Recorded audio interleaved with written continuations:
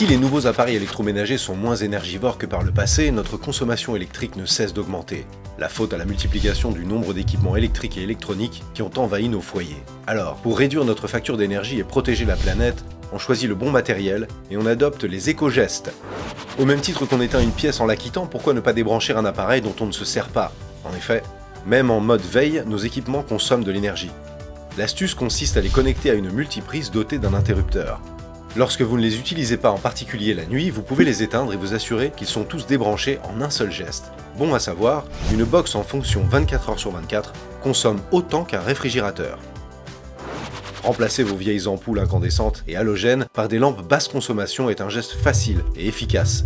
Les LED non seulement consomment moins, mais durent plus longtemps. Préférez aussi des abat-jours clairs qui laissent davantage passer la lumière. À l'achat, soyez attentif aux étiquettes de diagnostic de consommation et privilégiez les appareils de classe A et B. Même s'ils sont un peu plus chers, l'écart avec des modèles moins bien classés sera vite compensé car ils sont économes. Prenons l'exemple d'un sèche-linge. Le modèle de classe A consommera sur 13 ans 440 € d'électricité alors qu'un modèle de classe B nécessitera une dépense de 1455 €.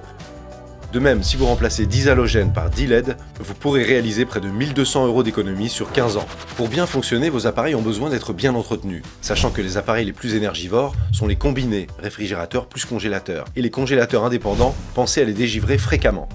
D'après l'ADEME, à 4 mm de givre, la consommation électrique de votre appareil peut aller jusqu'à doubler. Et si la couche de givre revient trop vite, cela indique sûrement un dysfonctionnement de votre appareil. Pour éviter que vos appareils ne surconsomment, évitez de les placer à proximité d'une zone de chaleur comme le four ou une fenêtre exposée plein sud. Pour les machines à laver, utilisez des produits anti-calcaires pour éviter qu'ils ne s'encrassent. Au quotidien, privilégiez les programmes éco ou basse température pour le linge. Les équipements actuels sont plus précis et donc plus économes. Vous pouvez programmer les heures de chauffe et régler une température adaptée à chaque pièce.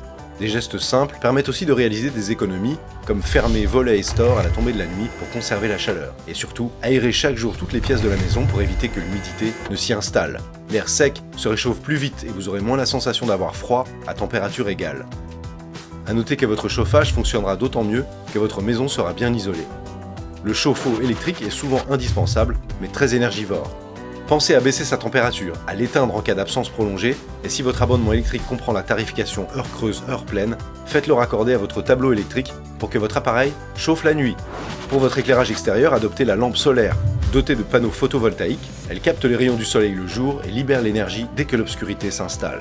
Une technologie que vous pouvez également adopter pour les volets roulants, équipés d'une motorisation solaire 100% autonome, eux aussi seront plus économes.